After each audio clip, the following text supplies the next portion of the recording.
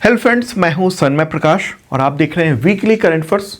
और ये है 27 नवंबर से लेकर 3 दिसंबर तक का वीकली करंट अफेयर्स में हम लोग पिछले एक सप्ताह के तमाम जो भी कंटेंट होते हैं करंट अफेयर्स के, तो उन सबको संक्षेप में बताते हैं और अलग अलग टॉपिक वाइज बताते हैं। तो शुरू करते हैं दोस्तों। और हाँ, एक इन्फॉर्मेशन, जनवरी से लेकर नवंबर तक का मैराथन वीडियो अवेलेबल है। अगर आपने नहीं देखा तो देखिएगा ज़रूर। इस वीडियो के डिस्क्रिप्शन में मैंने उसका लिंक दे दिया है और PDF भी मिल जाएगा मेंबरशिप के साथ। तो शुरू करते हैं। और सबसे पहले राजनीति, केंद्र राज्यों के फैसले, अदालत के इंपॉर्टेंट फैसले, इन सब से रिलेटेड कंटेंट लेते हैं, फिर और दूसरे टॉपिक भी देखेंगे। तो पहला क्वेश्चन है, किस राज्य सरकार ने डेयरी उत्पाद, चीनी, बेकरी आइटम, पेपरमिंट ऑयल, नमकीन और खाद्य तेल, इसके अलावा जो भी कुछ खाद्य पदार्थ हैं, इसके अलावा दवा और सौंदर्य प्रसाधन पर हलाल लेबल लगाने पर प्रतिबंध लगा दिया? ठीक है, कॉस्मेटिक प्रोडक्ट वगैरह सब पर। तो इसका आंसर को उत्तर प्रदेश सरकार ने। ठीक है, अब यहाँ पर ये भी सवाल हो सकता है कि किस कानून के तहत ये आदेश जारी किया गया है। तो दो कानून है, एक तो food safety and standard act 2006, okay, और दूसरा क्या है, drugs and cosmetic products act 1940। तीन दोनों में के बारे में जो आदेश जारी किया गया उत्तर प्रदेश सरकार के द्वारा, उसमें ये कहा गया कि दोनों में हलाल सर्टिफिकेशन की कोई बात नहीं है और जो हलाल सर्टिफिकेशन किया जा रहा है वो लोगों के बीच में भ्रम फैलाने का काम किया जा रहा है। तो इसलिए हम ये बैन लगा रहे हैं, प्रतिबंध लगा रहे हैं। हलाल का मतलब क्या होता है? हलाल एक अरबी शब्द है, मतलब कि इस्लामिक शरीयत के हिसाब से बनाया गया प्रोडक्ट। ठीक है, आगे बढ़ते हैं। अगला क्वेश्चन, उत्तर प्रदेश सरकार ने किस महापुरुष की जयंती पर 25 नवंबर को नो नॉनवेज डे घोषित किया है? आंसर का साधु TL वासवानी। ठीक है, साधु TL वासवानी। तो 25 नवंबर, उस दौरान बुचर खाने, मांस की दुकानें, ये सब बंद रखने का आदेश दिया गया। साधु TL वासवानी, उनके बारे में अगर बताएं तो वो उनका जन्म हुआ था हैदराबाद में 1879 में, और वो भारत के शिक्षाविद, स्वतंत्र सेनानी और एजुकेशन के क्षेत्र में उन्होंने काफ़ी काम किया था। मीरा आंदोलन एक चलाया था उन्होंने। तो अब वायरस, बीमारी, इन सब रिलेटेड जो इम्पॉर्टेंट कंटेंट है उसके बारे में चर्चा करते हैं। तो क्वेश्चन होगा, चीन की किस रहस्यमय बीमारी से बचने की तैयारी को लेकर भारत सरकार ने सभी राज्यों को एडवाइजरी जारी की है, मतलब तैयारी शुरू कर देने को कहा है इसको लेकर? आंसर का रहस्यमय निमोनिया। ठीक है, पड़ोसी देश है और पिछली बार जो कोविड-19 फैला था वहीं से फैला था। तो ऐसे में अपनी तैयारी हेल्थ मिनिस्ट्री ने शुरू कर दी है और राज्यों को अलर्ट जारी किया है। ठीक है, कि अस्पतालों में बेड, स्टाफ, ये सब उसकी कोई कमी नहीं होनी चाहिए। दवाई, एंटीबायोटिक्स, उसका स्टॉक अभी से रख लें। ऑक्सीजन सिलेंडर की कोई कमी ना हो और जो ऑक्सीजन प्लांट हैं वो सब बेहतरीन ढंग से चलते रहें। ओके, तो उसमें होता क्या है, उस बीमारी में निमोनिया की स्थिति होती है, खांसी, सर्दी, फेफड़े में जकड़न, सूजन हो जाता है फेफड़े में, और क्यों हो रहा है इसका पता ही नहीं चल रहा है चीन में। ठीक है, तो इस वजह से भारत सरकार ने तैयारी शुरू कर दी। और अब अपॉइंटमेंट यानी नियुक्ति से रिलेटेड इंपॉर्टेंट क्वेश्चन देख लेते हैं पिछले सप्ताह के। तो केंद्र सरकार ने CRPF के महानिदेशक यानी डायरेक्टर जनरल का अतिरिक्त प्रभार किसको सौंपा है? आंसर होगा अनीश दयाल सिंह। वो कौन है? वो ITBP के डायरेक्टर जनरल हैं यानी महानिदेशक हैं। तो अब CRPF का भी एडिशनल चार्ज उनको दे दिया गया है। दरअसल CRPF के जो पूर्व DG थे SL थाउसेन, तो रिटायर हो चुके हैं 30 नवंबर को। अगला question, crash fire tender operate करने वाली देश की पहली एयरपोर्ट महिला फायर फाइटर कौन बन गई है? आंसर होगा दिशा नाइक। ठीक है, तो नवंबर में उन्होंने ये उपलब्धि हासिल की है और गोवा में उनकी नियुक्ति है एयरपोर्ट पर। अब इकोनॉमिक एक्टिविटीज से रिलेटेड करंट अफेयर्स क्वेश्चन होगा, वित्त वर्ष 2023-24 की दूसरी तिमाही में भारत की GDP विकास दर कितनी रही है? आंसर होगा 7.6%। ठीक है, किसने जारी किया ये आंकड़ा? तो राष्ट्रीय सांख्यिकी कार्यालय यानी NSO ने, ओके, नेशनल स्टैटिस्टिकल ऑफिस ने 30 नवंबर को ये आंकड़ा जारी किया है। तो अभी हम लोग ये देख रहे हैं कि सेकेंड क्वार्टर में जो 24 कहेंगे, मतलब 23-24, तो उस दौरान 7.6% रहा ग्रोथ रेट, और उससे पहले यानी पहली तिमाही में कितना रहा है? तो वो है 7.82%। ठीक है, आगे बढ़ते हैं दोस्तों। अगला क्वेश्चन डिफेंस से रिलेटेड है और हाँ, GDP के बारे में डिटेल में वीडियो भी बना हुआ है, और डेली का जो वीडियो होता है उसमें काफ़ी डिटेल में बताते हैं, ताकि कंसेप्ट क्लियर हो जाए। यूपीएससी हो चाहे तमाम एग्जामिनेशन हो, उन सब में आपको जो भी क्वेश्चन आए तो आप पूरा जवाब दे सकें। ठीक है, तो डिफेंस से रिलेटेड क्वेश्चन होगा, प्रधानमंत्री नरेंद्र मोदी ने किस लड़ाकू विमान से उड़ान भरी और ऐसा करने वाले वो देश के पहले प्रधानमंत्री बने हैं? आंसर होगा LCA तेजस। ठीक है, LCA तेजस। और पहली बार किसी प्रधानमंत्री ने लड़ाकू विमान में उड़ान भरी है, और इन्होंने किस में भरी? तो LCA तेजस में भरी है। और ये देख रहे हैं फोटोग्राफ यहाँ पर। ठीक है, इस तरीके से करीब 30 मिनट तक वो हवा में रहे, आसमान में रहे। और कब उड़ान भरी उन्होंने? तो 25 नवंबर को। कहाँ से, मतलब कहाँ पर? तो बेंगलुरु के HAL हवाई अड्डे पर। ठीक है, LCA तेजस जो है, अगर उसको फुल फॉर्म कहेंगे तो हल्का लड़ाकू विमान कहेंगे। ठीक है, लाइट कॉम्पैक्ट एयरक्राफ्ट। ओके, और इससे पहले बहुत सारे जो दिग्गज हैं भारत के, जो पॉलिटिशियंस हैं, उन सब ने उड़ान भरी है। जैसे अभी तो प्राइम मिनिस्टर नरेंद्र मोदी ने भरी अभी नवंबर 2023 में। उससे पहले द्रौपदी मुर्मू अप्रैल 2023 में सुखोई 30 MKI से उन्होंने उड़ान भरी थी। राजनाथ सिंह रक्षा मंत्री, उन्होंने LCA तेजस से ही उड़ान भरी थी 9 सितंबर 2019 में। निर्मला सीतारमण वित्त मंत्री, उन्होंने सुखोई 30 MKI से उड़ान भरी थी 2018 में जनवरी में। किरेन रिजिजू केंद्रीय मंत्री हैं, उन्होंने सुखोई 30 MKI से मई 2016 में उड़ान भरी थी। राजीव प्रताप रूडी, उन्होंने सुखोई 30 MKI से उड़ान भरी थी फरवरी 2015 में।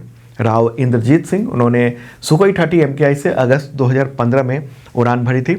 पूर्व राष्ट्रपति प्रतिभा पाटिल, उन्होंने सुखोई 30 MKI से नवंबर 2008 में उड़ान भरी थी।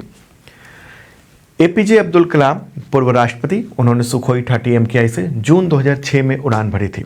तो ये सब इंपॉर्टेंट पॉलिटिशियन है। एक और जॉर्ज फर्नांडिस पूर्व रक्षा मंत्री, उन्होंने सुखोई 30 MKI से जून 2003 में उड़ान भरी थी। तो महत्वपूर्ण व्यक्ति ये लोग हैं। आगे बढ़ते हैं दोस्तों, अगला क्वेश्चन सैन्य अभ्यास से रिलेटेड। भारत और अमेरिकी सेना के बीच में युद्धाभ्यास वज्र प्रहार 2023 कहाँ पर आयोजित हुआ है? आंसर होगा उमरोई, ये मेघालय में है। ठीक है, उमरोई में ये आयोजन हुआ है। कब से कब तक? तो 21 नवंबर से 11 दिसंबर तक। और ये 14वां संस्करण है, शुरुआत हुई थी 2010 में इस युद्धाभ्यास की।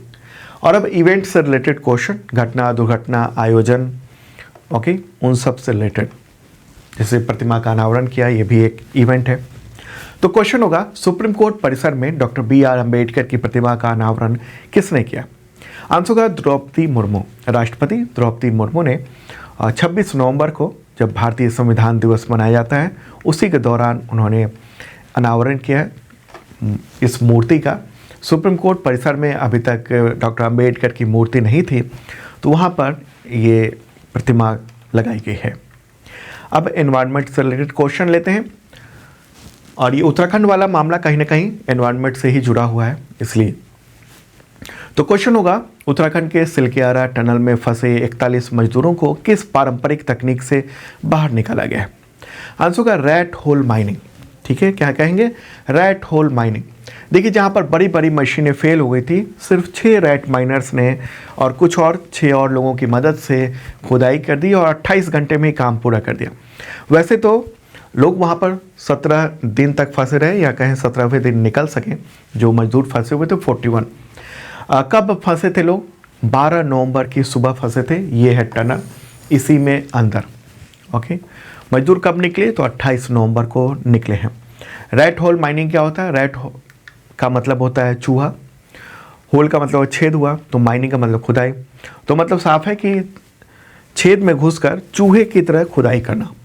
ठीक है, धीरे धीरे धीरे हथौड़े, छेनी, तसले और एक ट्रॉली, उसकी मदद से। ओके, तो एक इम्पॉर्टेंट बात है और दुनिया भर में इसकी चर्चा हुई है। इस तरीके से ये खनन किया जाता है, देख रहे हैं आप। आगे बढ़ते हैं, अगला क्वेश्चन, अंतर्राष्ट्रीय टनलिंग एसोसिएशन के अध्यक्ष का नाम बताएं जो उत्तराखंड के सिलकियारा सुरंग दुर्घटना के बाद राहत अभियान में लगातार वहां पर मौजूद रहे। आंसर होगा अर्नोल्ड डिक्स। ऑस्ट्रेलिया के हैं वो, और वो लगातार वहाँ पर बने रहे और मदद की किससे से निकाला जाए उन लोगों को, उसके लिए। ओके, और हाँ, रेड होल माइनिंग को लेकर काफ़ी डिटेल में मैंने वीडियो बनाया हुआ है। 28 और 29 नवंबर का ये वीडियो है। आप सरकारी जॉब न्यूज़ यूट्यूब चैनल पर जाकर इसको देख भी सकते हैं डिटेल में, अगर आपने नहीं देखा है तो। अब आगे बढ़ते हैं और पर्यावरण से रिलेटेड एक और क्वेश्चन लेते हैं। तो ये होगा, सिक्किम में किस घटना की वजह से अक्टूबर 2023 में बाढ़ आई जिससे हजारों लोग बेघर हो गए थे? आंसर होगा ग्लेशियल लेक आउटबर्स्ट फ्लड। ठीक है, GLOF भी कहते हैं इसको। ठीक है, क्या होता है ये क्या होता है कि एक जो लेक है यानी झील है, वो ग्लेशियर्स के यानी बर्फ़ के पानी, बर्फ़ या उसके रिलेटेड पानी से भरा हुआ है, और अचानक वो लीक कर जाए और वो निकल जाए निचले स्थान पर, तो उसे विनाशकारी बाढ़ आती है, तो उसी को ये कहते हैं। ठीक है, उसी को ग्लेशियल लेक आउटबर्स्ट कहते हैं। ठीक है, और ये घटना किसी भी वजह से हो सकती है, भूकंप हो जाए या अगर थोड़ी गर्मी बढ़ जाए उस जगह पर जहाँ पर ये लेक है, तो उसकी वजह से ये लीक कर सकता है। अगला क्वेश्चन इससे रिलेटेड है, सिक्किम की किस झील में ग्लेशियल लेक आउटबर्स्ट फ्लड की घटना हुई जिससे हजारों लोगों को नुकसान हुआ? आंसर होगा दक्षिण लोनक झील।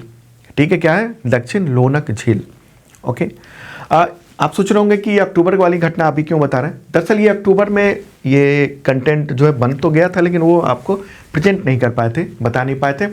तो पिछले सप्ताह के करंट अफेयर्स वीडियो में हमने ये टॉपिक पूरा समझाया था मैप के ज़रिए पूरा, तो इसलिए इस टॉपिक को इस वीकली में भी हमने रखा हुआ है।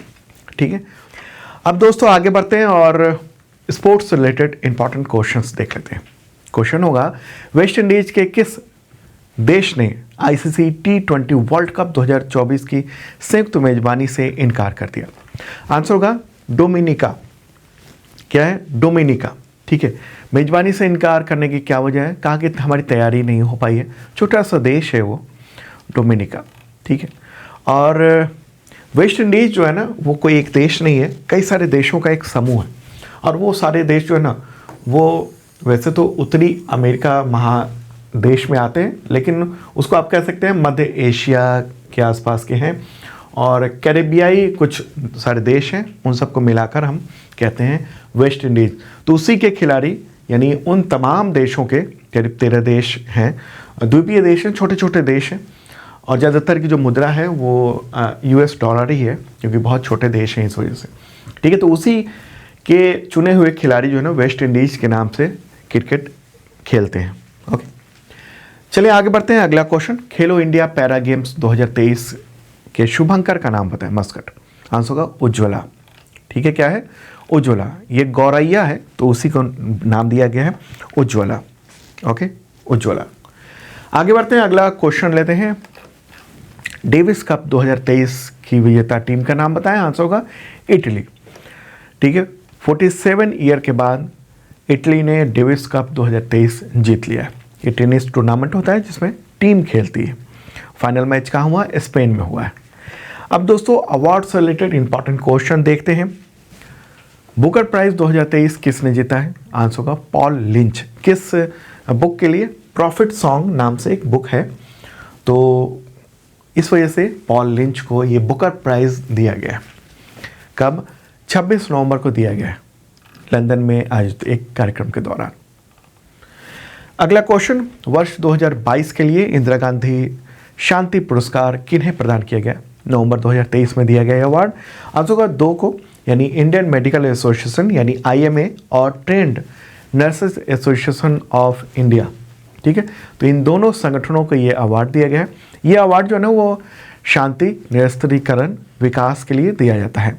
तो 19 नवंबर को ये दिया गया है 2022 के लिए। ठीक है, अब निधन इंपॉर्टेंट लोगों के, उनसे रिलेटेड कंटेंट लेते हैं। क्वेश्चन हुआ, किस देश के पूर्व विदेश मंत्री और जाने माने डिप्लोमेट हेनरी अल्फ्रेड किसिंजर का निधन हो गया 29 नवंबर 2023 को? आंसर होगा अमेरिका। USA के वो पूर्व विदेश मंत्री और डिप्लोमेट रह चुके थे। निधन हुआ उनका 100 ईयर की उम्र में उनके घर पे, और वैसे तो उनका जन्म हुआ था जर्मनी में। उनके पिता टीचर थे, फिर 1938 में वो अमेरिका चले गए और वहाँ के नागरिक बने।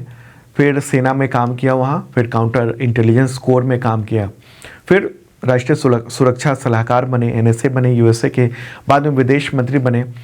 और दुनिया में जो खासतौर पर मिडिल ईस्ट में जो उथल पुथल है ना, उसके लिए जिम्मेदार यही माने जाते हैं। ओके, इनको 1973 में नोबेल पीस प्राइज़ के लिए भी चुना गया था, लेकिन इन्होंने उसको स्वीकार करने से इनकार कर दिया था। अब स्कीम यानी योजना से रिलेटेड क्वेश्चन लेते हैं। और हाँ, आपको बताऊं कि इसका टोटल PDF हिंदी और इंग्लिश दोनों लैंग्वेज में अवेलेबल है। आप उसको डाउनलोड कर सकते हैं सरकारी जॉब में, उसका जो ऐप है उसके ज़रिए, और वही लोग डाउनलोड कर पाएंगे जिन लोगों ने मेंबरशिप लिया हुआ है। ये मेंबरशिप प्लान है, बहुत ही मामूली सा प्राइस है इसका। इसके ज़रिए क्या होता है, फ़ायदे ये हैं कि आपको अगले 1 साल तक करंट अफेयर्स का PDF का अपडेट मिलता है, वीकली, मंथली, क्वार्टरली, ईयरली, और साथ में मॉक टेस्ट होते हैं डेली करंट अफेयर्स के, वीकली करंट अफेयर्स के और मंथली करंट अफेयर्स के।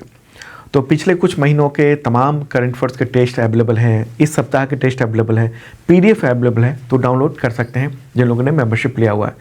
और बहुत मामूली सा प्राइस है, आप भी ले सकते हैं अगर आप करंट अफेयर्स की तैयारी करना चाहते हैं बेहतरीन ढंग से। तो इसी मेंबरशिप के ज़रिए इतने तरह के एग्जामिनेशन के टेस्ट सीरीज़ भी अवेलेबल है, जिसमें तमाम क्वेश्चंस होते हैं सिलेबस वाइज। ओके, देखिएगा ज़रूर, इस वीडियो के डिस्क्रिप्शन में इस मेंबरशिप का लिंक भी दिया हुआ है और डिटेल भी है। तो क्वेश्चन होगा योजना से रिलेटेड, उत्तर प्रदेश सरकार ने किस उम्र की महिलाओं को बसों में मुफ्त यात्रा की सुविधा दी है? आंसर होगा 60 ईयर से अधिक, 60 वर्ष से अधिक उम्र की महिलाओं को ये सुविधा दी गई है उत्तर प्रदेश सरकार के द्वारा। राज्य का अनुपूरक बजट पेश किया गया नवंबर में और उसी के दौरान ये ऐलान किया गया। ओके, अगला क्वेश्चन लेते हैं। केंद्रीय कैबिनेट ने PM-PVTG डेवलपमेंट मिशन के लिए कितने रुपए की मंजूरी दी है? आंसर का इसका 24,104 करोड़ रुपए। कितना? 24,104 करोड़ रुपए। मिशन का पूरा नाम क्या है? PM-PVTG डेवलपमेंट मिशन, हिंदी में कहेंगे डिटेल में उसको प्रधानमंत्री विशेष रूप से कमजोर जनजातीय समूह विकास मिशन। तो इसके तहत क्या होगा? इसके तहत 4,90,000 पक्के घर बनाए जाएंगे। ये ऐसे समूह हैं जो आदिवासियों में जो बहुत ही पिछड़े हुए हैं, तो उनके लिए ये काम किया जा रहा। तो वहाँ पर इतने पक्के मकान, 8,000 किलोमीटर लंबी सड़क, संपर्क सड़क बनाया जाएगा। ओके, उनके गाँवों तक 22,000 से अधिक गाँव में सभी घरों में पाइप से पानी पहुँचाने का काम किया जाएगा। और ये 20 से कम घरों की जो आबादी वाले गाँव हैं उनके 2,500, तो वहाँ पर सामुदायिक जल पाइपलाइन भी प्रदान किया जाएगा। इसके अलावा कई और कदम उठाए जाएंगे एजुकेशन से रिलेटेड और टेलीकम्युनिकेशन से रिलेटेड, हेल्थ से रिलेटेड, पोषण से भी रिलेटेड। अगला क्वेश्चन, किस राज्य सरकार ने विद्यालयों में कमजोर छात्रों के लिए मिशन दक्ष शुरू किया? आंसर का बिहार सरकार ने ये शुरू किया है।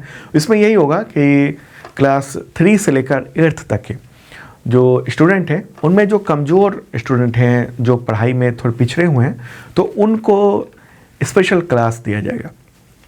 ठीक है, अब अंतर्राष्ट्रीय संगठन से रिलेटेड क्वेश्चन लेते हैं।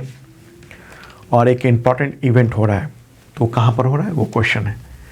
यूएन क्लाइमेट चेंज कॉन्फ्रेंस 28 यानी COP28 कहाँ पर आयोजित हुआ है? आंसर होगा दुबई, संयुक्त अरब अमीरात में।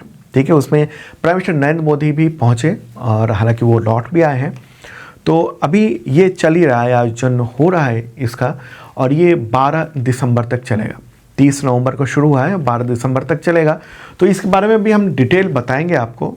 ये 12 तारीख के बाद जो कंटेंट करंट अफेयर्स का वीडियो आएगा, उसमें काफ़ी डिटेल में इस पर COP28 पर बताएंगे, क्योंकि एनवायरनमेंट जो है ना वो महत्वपूर्ण हो जाता है। तो यहाँ एनवायरनमेंट की ही बात हो रही है। ये UN क्लाइमेट समिट है, यूनाइटेड नेशंस के द्वारा आयोजित की जाती है। हालांकि होस्ट कंट्री अलग अलग देश होता है हर बार। तो ये 28 जो है ना वो 28वीं ये मीटिंग है। ठीक है, COP का फुल फॉर्म होता है कॉन्फ्रेंस ऑफ द पार्टीज, और इसमें वो पार्टियां हैं यानी वो देश इसमें भाग लेते हैं ज़्यादातर जिन्होंने 1992 में जो मूलतः UN क्लाइमेट एग्रीमेंट हुआ था उस पर साइन किया था। ठीक है, इसके अलावा भी 2 देश आते हैं इनवाइटेड। और इस मीटिंग में या इस समिट में टेम्परेचर में जो वृद्धि हो रही है ना, उसको लेकर कुछ कदम उठाए जाने पे सहमति बनाई जानी है। ठीक है, तो जो तापमान बढ़ रहा है उसकी वजह से पर्यावरण में जो चेंजेस आ रहे हैं, गर्मी कहीं ज़्यादा कहीं सर्दी ज़्यादा, इन सब का जो इफ़ेक्ट हो रहा है उसको कैसे कंट्रोल किया जाए, इस पर पूरा डिसीजन यहाँ पर होना है। चलिए आगे बढ़ते हैं दोस्तों, अगला क्वेश्चन लेते हैं। अंतर्राष्ट्रीय चीनी संगठन यानी ISO यानी इंटरनेशनल शुगर ऑर्गेनाइजेशन, उसका नया अध्यक्ष वर्ष 2024 के लिए कौन बना है? आंसर का भारत, इंडिया को चुना गया है। 63rd ये काउंसिल की मीटिंग में ISO के मुख्यालय इसका लंदन में है और इसमें इंडिया की ओर से जो पार्टिसिपेट किया खाद्य सचिव ने किया, फूड सेक्रेटरी ने किया, संजीव चोपड़ा। अगला क्वेश्चन लेते हैं। भारत के किस पड़ोसी देश ने ब्रिक्स सदस्यता के लिए, मेंबरशिप के लिए आवेदन किया है? आंसर पाकिस्तान। ठीक है, पाकिस्तान भी अब ब्रिक्स का मेंबर बनना चाहता है और चीन की ये कोशिश है कि उसको भी मेंबर बना लिया जाए। ठीक है, ब्रिक्स के बारे में बात करेंगे तो 5 देश हैं, ब्राज़ील, रूस, इंडिया, चाइना, साउथ अफ्रीका। लेकिन 1 जनवरी 2024 से 6 और देश सदस्य बन जाएंगे। उसमें कौन कौन देश? अर्जेंटीना, सऊदी अरब, UAE, मिस्र, इथियोपिया और ईरान। तीसरा से 1 जनवरी 2024 से इसके सदस्यों की संख्या हो जाएगी टोटल 11। ठीक है, 11 हो जाएगी और इसका डिसीजन कुछ महीने पहले ही लिया गया था, ब्रिक्स की मीटिंग में लिया गया था। और इसमें से जो अर्जेंटीना है ना, तो इसके जो नवनिर्वाचित राष्ट्रपति हैं तो उनकी तरफ से ऐलान किया गया कि हम ब्रिक्स में शामिल नहीं होंगे। देखते हैं आगे क्या होता है। चलिए आगे बढ़ते हैं, अगला क्वेश्चन लेते हैं। भारत और ऑस्ट्रेलिया की 2+2 मीटिंग 20 नवंबर 2023 को कहाँ पर आयोजित हुई है? आंसर का न्यू दिल्ली में ये मीटिंग हुई है। दोनों देशों के विदेश मंत्री और रक्षा मंत्री दोनों ने मिल बैठकर बातचीत की। भारत की ओर से रक्षा मंत्री राजनाथ सिंह और विदेश मंत्री S जयशंकर थे और ऑस्ट्रेलिया की ओर से वहाँ के उप प्रधानमंत्री और रक्षा मंत्री रिचर्ड मार्स और वहाँ के विदेश मंत्री पेनी वोंग, दोनों की ये मीटिंग हुई है और इसमें डिफेंस और विदेश से रिलेटेड कई मुद्दों पर चर्चा की गई। अच्छा, इससे पहले इंडिया और अमेरिका के बीच में भी 2+2 मीटिंग हुई थी, वो हुई थी 9-10 नवंबर को न्यू दिल्ली में ही। और अब विदेश से रिलेटेड क्वेश्चन लेते हैं। क्वेश्चन होगा, समलैंगिक विवाह को रजिस्टर्ड करने वाला पहला दक्षिण एशियाई देश कौन बन गया? आंसर का नेपाल। नेपाल ने 29 नवंबर को औपचारिक रूप से समलैंगिक विवाह का पहला पंजीकरण किया। ठीक है, तो ये फोटोग्राफ भी देख रहे हैं। समलैंगिकता क्या है? मतलब कि जब पुरुष को पुरुष से या महिला को महिला के प्रति यौन आकर्षण हो तो उसको समलैंगिकता या होमोसेक्सुअलिटी कहते हैं, मतलब सेम सेक्स वाले की ओर आकर्षित होना। अगला क्वेश्चन लेते हैं। अमेरिकी पुलिस ने किस आतंकी की हत्या की साजिश का आरोप भारतीय अधिकारी पर लगाकर वहां की अदालत में चार्जशीट दायर किया है? आंसर का गुरपवंत सिंह पन्नू। अमेरिका में खालिस्तानी आतंकी ये पन्नू, उसकी हत्या की कोशिश के मामले में ये चार्जशीट सामने आई है न्यूयॉर्क पुलिस के द्वारा वहाँ की अदालत में। और अमेरिका ने इस मामले को खोल दिया पूरी दुनिया के सामने में। हालांकि ये बताया जा रहा है कि पिछले 4-5 महीने से इस पर भारत और अमेरिका के बीच में बातचीत चल रही थी, लेकिन आखिरकार ये देखने को मिला है कि अमेरिका ने भारत को एक्सपोज करने का काम किया है इस पूरे मामले में। भारत सरकार की प्रतिक्रिया है कि हमने एक इंक्वायरी कमेटी हाई लेवल की वो बैठा दी है और इस पूरे मामले पर हम जांच कर रहे हैं और भारत का कोई भी इस तरह का इंटेंशन नहीं होता है और न ही कोई योजना रहती है कि हम इस तरह की कोई कार्रवाई करें। ठीक है, कि किसी की हत्या करवाने को। इस पूरे मामले में भारत और अमेरिका के बीच में टेंशन चल रहा है। ठीक है, आगे बढ़ते हैं। अगला क्वेश्चन, अर्जेंटीना के नए राष्ट्रपति कौन चुन लिए गए? आंसर है जेवियर मिलेई। क्या नाम है? Javier Milei. ओके, और ये रहा फोटोग्राफ इनका। ये चुनाव में इलेक्शन के दौरान आरी लेकर चलते थे, मोटर लगा हुआ आरी, और कहते थे कि हम बहुत सारे खर्चों को काट देंगे, ख़त्म कर देंगे। उसमें एजुकेशन मिनिस्ट्री तक को बंद करने की बात है, वुमेन मिनिस्ट्री को बंद करने की बात है। आगे बढ़ते हैं। अगला क्वेश्चन, किस देश के नवनिर्वाचित राष्ट्रपति ने केंद्रीय बैंक को बंद करके अमेरिकी डॉलर को अपनी मुद्रा बनाने के वादे का ऐलान किया है? आंसर होगा अर्जेंटीना। वहाँ के नवनिर्वाचित राष्ट्रपति जेवियर मिले, तो उन्होंने कहा कि अर्थव्यवस्था को शॉक थेरेपी देने की ज़रूरत है और इसके तहत वो सेंट्रल बैंक को, जैसे भारत में जो भारत का सेंट्रल बैंक है RBI, ऐसी तरह से वहाँ भी है, तो उसको वो बंद करना चाह रहे हैं और वहाँ का जो मुद्रा है अर्जेंटीना पेसो, तो उसको ख़त्म करके और अमेरिकी डॉलर को इस्तेमाल करना चाहते हैं। आगे बढ़ते हैं दोस्तों, और पसंद आ रहा हो तो लाइक बटन जरूर दबा देना और शेयर कर दीजिए तमाम दोस्तों को। और अब दिवस से रिलेटेड क्वेश्चन लेते हैं। इस वीडियो के हम लोग आखिरी स्टेज में पहुंच चुके हैं। क्वेश्चन होगा, राष्ट्रीय प्रदूषण नियंत्रण दिवस कब मनाया जाता है? आंसर होगा 2 दिसंबर को। क्यों? भोपाल गैस त्रासदी जो हुई थी, तो उसमें जो जान गंवाने वाले लोग थे उनकी याद में करीब वहाँ पर 15,000 से ज़्यादा लोगों की जान चली गई थी। कब ये घटना हुई थी भोपाल गैस त्रासदी की? तो 2 और 3 दिसंबर की रात को, या कहें 2 दिसंबर की मिडनाइट। ओके, तो ये 1984 में ये घटना हुई थी। अगला क्वेश्चन लेते हैं, विश्व कंप्यूटर साक्षरता दिवस कब मनाया जाता है? World computer literacy day. Answer होगा 2 दिसंबर को। अगला क्वेश्चन, अंतर्राष्ट्रीय दास प्रथा उन्मूलन दिवस कब मनाया जाता है? आंसर होगा 2 दिसंबर को। और इस बार की थीम क्या है? थीम है परिवर्तनकारी शिक्षा के माध्यम से गुलामी की नस्लवाद की विरासत से लड़ना। आगे बढ़े, अगला क्वेश्चन लेते हैं, लाल ग्रह दिवस कब मनाया जाता है? आंसर होगा 28 नवंबर को। दरअसल 28 नवंबर को नासा ने 28 नवंबर 1964 में नासा ने एक मिशन लॉन्च किया था, उसका नाम था मेरियन 4। तो उसके जरिए लाल ग्रह यानी मंगल के बारे में बहुत सारी नई जानकारी और नए फोटोग्राफ मिले थे। अगला क्वेश्चन, विश्व एड्स दिवस कब मनाया जाता है? आंसर होगा 1 दिसंबर को। ठीक है, इस बार की थीम क्या है? समुदाय को नेतृत्व करने दें, लेट कम्युनिटीज लीड। अगला क्वेश्चन, रासायनिक युद्ध के सभी पीड़ितों के लिए स्मरण का एक यादगार दिवस कब मनाया जाता है? आंसर होगा 30 नवंबर को। ठीक है, ये दिन उन लोगों को सम्मानित करने और याद करने के लिए है जो रासायनिक युद्ध से पीड़ित हैं या उससे मारे गए हैं। ओके, केमिकल वेपन से जो नुकसान होता है, तो उन चीज़ों को ध्यान में रखने के लिए। अगला क्वेश्चन, अंतर्राष्ट्रीय मानव एकजुटता दिवस कब मनाया जाता है? आंसर होगा 29 नवंबर को। नेक्स्ट क्वेश्चन, भारतीय संविधान दिवस कब मनाया जाता है? आंसर होगा 26 नवंबर को। ठीक है, क्यों? क्योंकि 26 नवंबर 1949 यानी 1949 को भारतीय संविधान सभा ने भारत के इस संविधान को स्वीकार किया था। हालांकि ये लागू कब हुआ था? 26 जनवरी 1950 को। अगला क्वेश्चन, राष्ट्रीय अंगदान दिवस कब मनाया जाता है? National organ donation day. Answer होगा 27 नवंबर को। अगला क्वेश्चन, विश्व पर्यावरण संरक्षण दिवस कब मनाया जाता है? आंसर होगा 26 नवंबर को। तो दोस्तों, ये था वीकली करंट अफेयर्स। कैसा लगा कमेंट बॉक्स में आप बता सकते हैं। और डेली का जो करंट अफेयर्स है वो देखिएगा ज़रूर, मॉर्निंग को मंडे टू सैटरडे तक। ठीक है, डिटेल में बताते हैं कंटेंट को समझ में आने के लिए। Okay, bye.